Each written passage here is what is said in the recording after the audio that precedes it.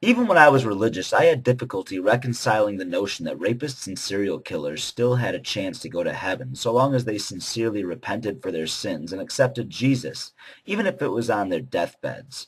My first problem with that concept is the idea that any number of vile acts can be washed clean with nothing other than a heartfelt apology.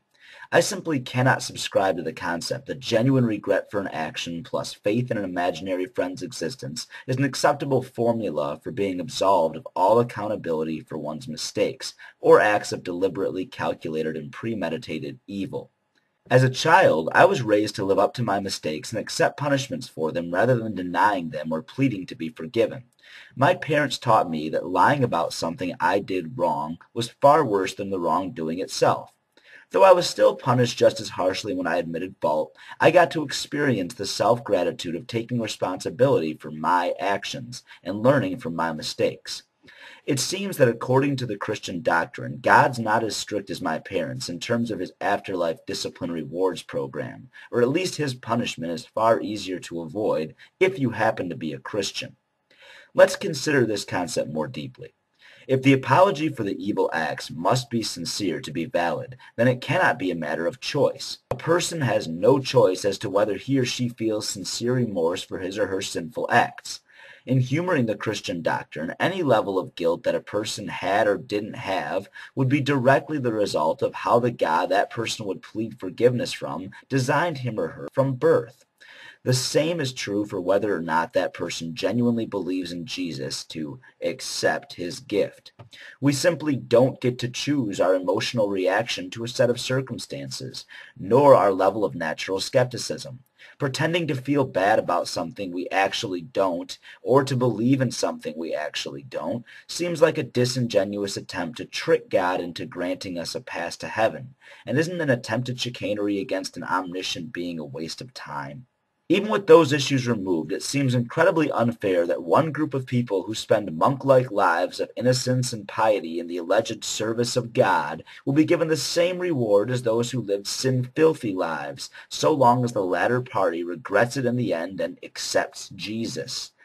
Where is the incentive to behave morally throughout your life if your moral beliefs are rooted in your religion, which holds the concept that as long as you feel bad about your immoral behavior and accept Jesus, then you can commit just about any sin you desire, seeing as we are all born sinners, and Jesus was apparently generous enough to alleviate that burden from us a couple of millennia ago?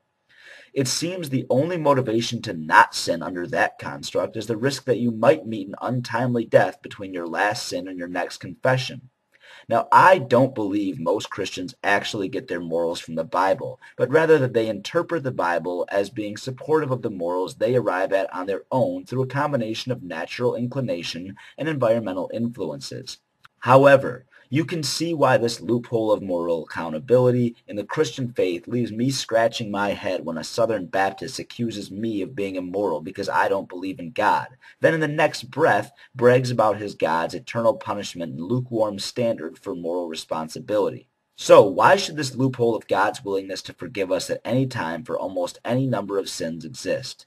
Why would the constructors of the Christian faith include a clause that would have apologists scratching their heads and backpedaling for ages?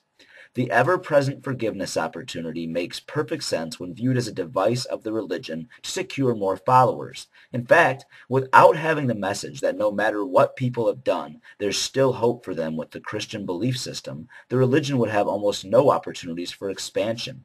Even its own members would feel that if they sinned badly enough once or twice, that they'd be condemned to hell with no point in spending the short amount of time they have left in this life with their knees at the altar or their dollars in the coffers. Even children who in their infant ignorance may have stolen a piece of candy or bared false witness against their siblings might feel that it's too late for them and they should enjoy their lives on earth religion-free. The loophole is a device for selling guilt and forgiveness simultaneously. They might as well be offering to set their patrons on fire than douse them with water, provided they will supply a small fee for both services.